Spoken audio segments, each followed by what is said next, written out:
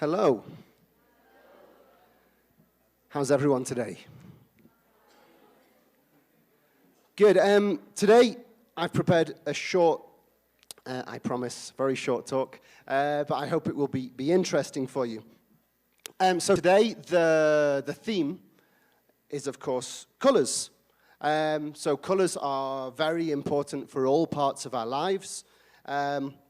They provide us with a lot of excitement, a lot of emotion every day of our lives in all different aspects of every day. But I have personally a very different relationship with the idea of colour because I am colourblind. In Spanish, this would be daltónico. However, this is actually a very interesting example of a word where I say daltónico, and you all say, daltónico, sí, sí, sí. You all know the word, but I don't think a lot of you really understand it, which I'm going to talk a little bit about today. So,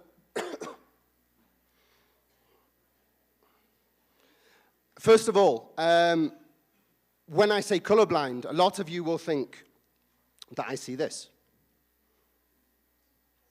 Everything in black and white, which is not true.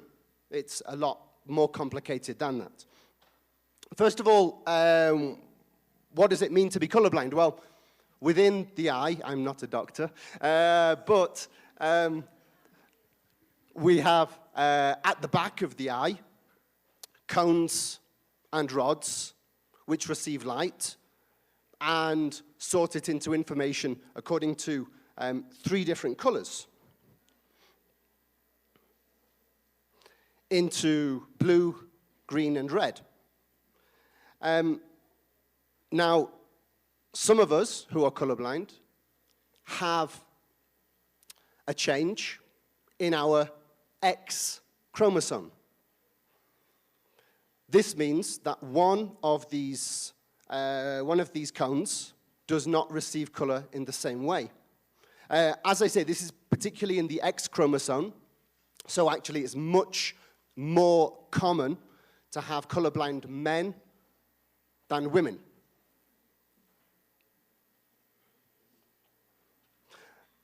Of course, you can't see anything from the outside. I almost look normal, don't I? But this was discovered at quite an early age. This was similar to drawings I used to do at school. I wasn't being autistic. For me, this looked perfectly normal. This is a normal tree. I imagine for you it doesn't look completely normal. So, of course, I was given the standard colorblindness test. The standard colorblindness test is, was designed by Shinobu Ishihara in 1917 and has a number of different colored plates. For example, here, I hope you can see this, particularly because this is the test plate. Everyone can see it. So, here we have the number 16, of course. How about this one?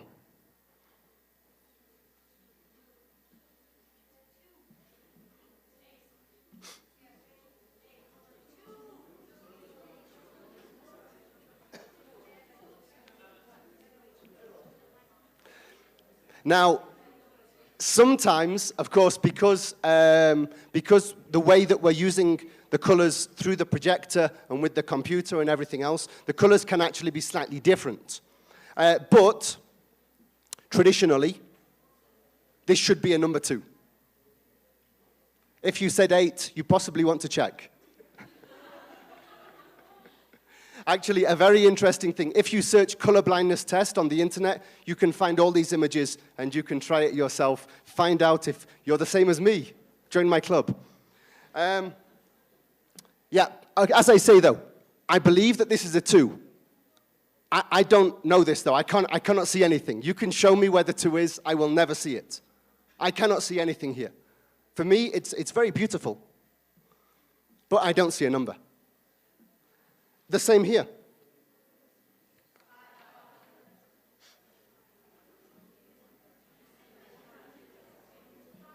Five.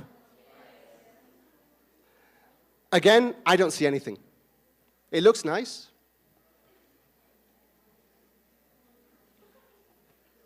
But it's completely impossible for me to see a 5 or really anything else. Of course, I don't usually tell people a lot that I am actually colorblind. One of the main reasons for this is because people find that I'm colorblind, and the first thing they do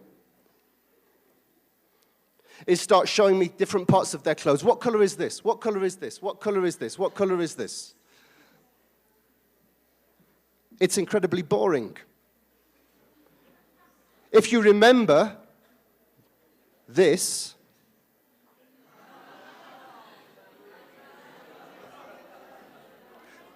this has been the majority of my life. People asking me, what color is this?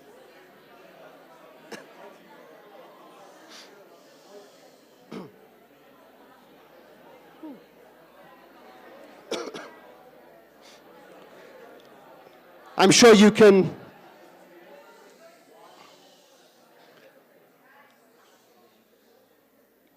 I'm sure we can continue the debate as to what color this particular dress is on another day. The interesting thing, though,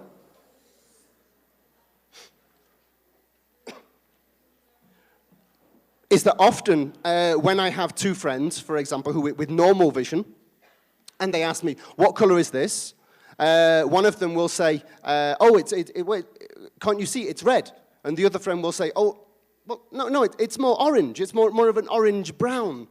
And it shows me how color, along with many things in life, is really a very subjective thing. It's something, of course, that we are usually taught is objective. We're taught that the idea of particular words have very specific meanings. So, of course, another thing often people ask me about particular objects or things around us. They ask me, hey, so what color's the sky? And I tell them, well, the sky is blue.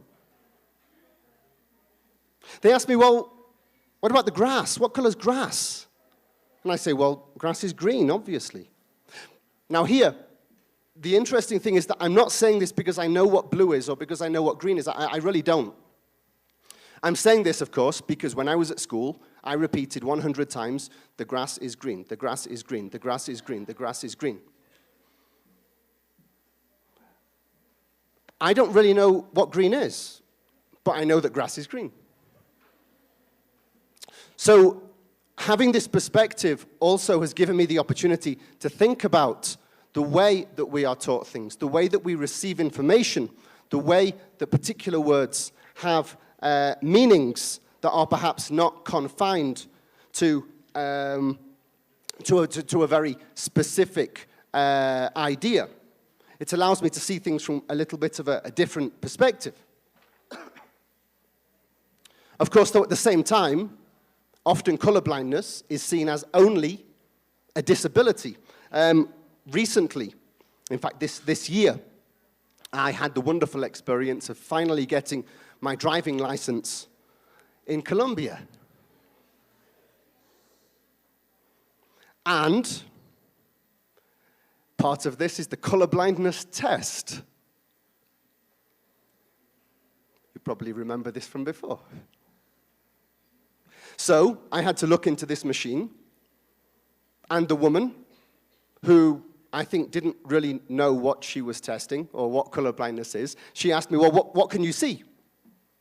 I said, I don't see anything. I see a pretty picture, but I don't see a number. And she said, well, can you try harder?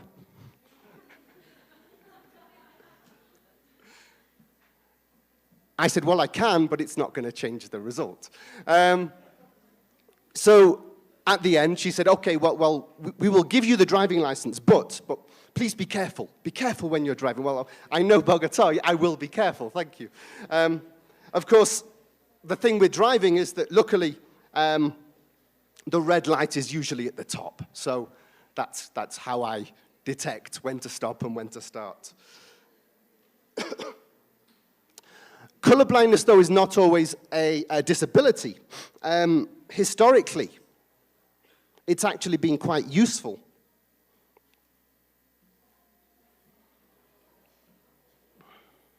Many animals use color as a type of camouflage. Color camouflage does not really affect me. I can see things that are camouflaged a lot easier than people with normal vision. There is a lot of evidence that in prehistoric society, when people went to hunt animals, they would actually include colorblind people in the groups, because these colorblind people had this almost superpower, I would like to think. So this is one possible reason why colorblindness continues to be present in our genetic code. Now, there's been quite an interesting development recently.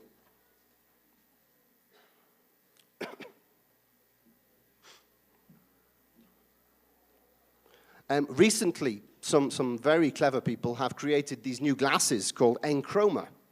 If you search on YouTube, you can see some amazing videos of colorblind people trying these glasses. They are actually glasses that correct colorblind vision.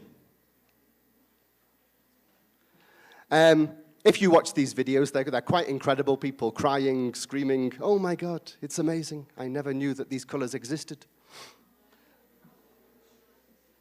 But I have to say, I'm curious to try the glasses one day to see, well, what do you people see? What's that like?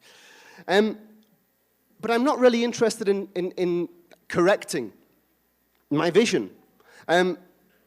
Because for me, colorblindness is not a disability. I don't live in a black and white world. I have a different way of seeing the world. I don't have to see things the way that you do, and I'm happy with my own colors. Thank you.